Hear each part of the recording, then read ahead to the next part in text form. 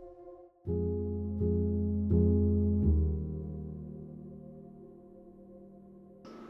do you feel? A little more calm? Calm, even more on the edge of tears somehow. We're going to call him in, okay? We're going to call in Murphy. So Murphy, my name is Sandra, and I can talk with horses that are in the body and those that are in spirit, and I would be so honored if I could talk with you. We're going to ask you some questions, Murphy. What is your first question for Murphy, sweetheart? Oh gosh. Did I do the right thing for him? When it was time to let him go? Yes. Let me ask.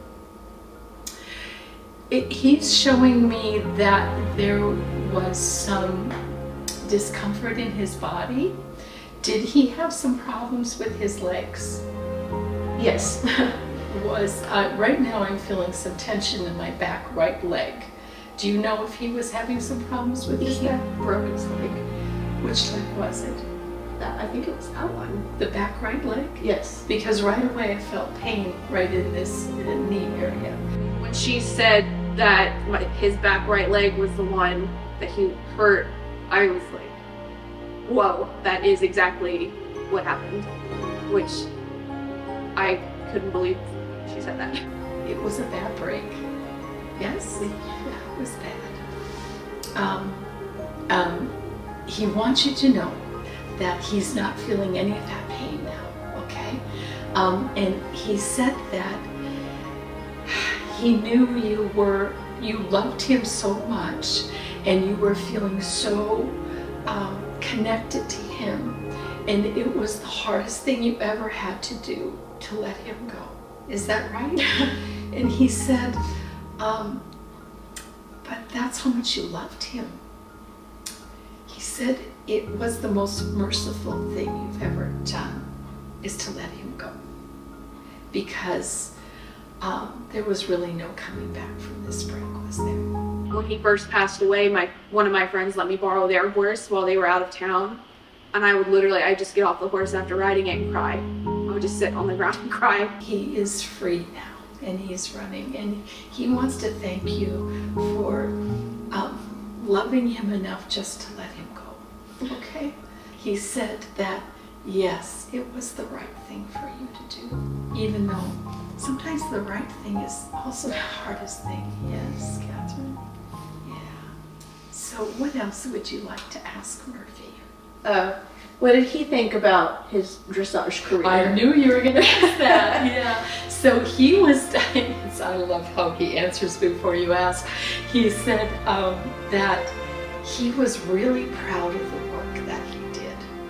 And it gave him a lot of, I guess the word is kudos. Although he wasn't like an egomaniac or anything like that, but he had a sense of pride. And he knew what you were asking for. And he says that, I don't know if you know this about yourself, but you're a really good communicator. And he wants to thank you for when you got on the horse, you were all business too.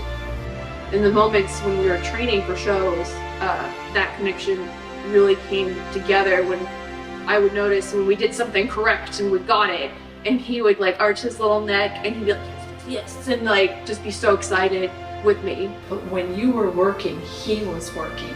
And he said that, did you know that we were very good at being of one mind? Did you know that? I knew that. You knew that because he acknowledges that you were very, very good at being of one mind. We really did have such a connection when we were riding. So he was honored to do this work with you because it brought him pleasure.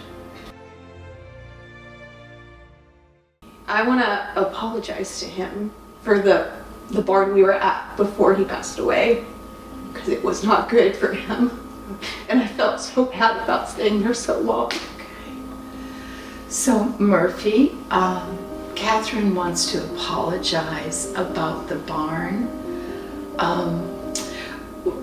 Was it a little bit of a neglectful barn? Very much so. Okay. He just says that was laziness. That was laziness, and maybe the people weren't paid well enough to, he said, "Oh, but it's all good, Mom. Please let that go." Have you been feeling somewhat guilty about that? Yeah. Because I moved him to a new barn literally the day before he broke his leg. I've been holding a lot of guilt about how his last 2 years of life were at that barn. And I'm just glad that he knew I was trying my best. He wanted to say that, gosh, you really gave me a good life. And he was about 8 years old when you brought him into your world. He was like, his life prior to that felt very ho-hum.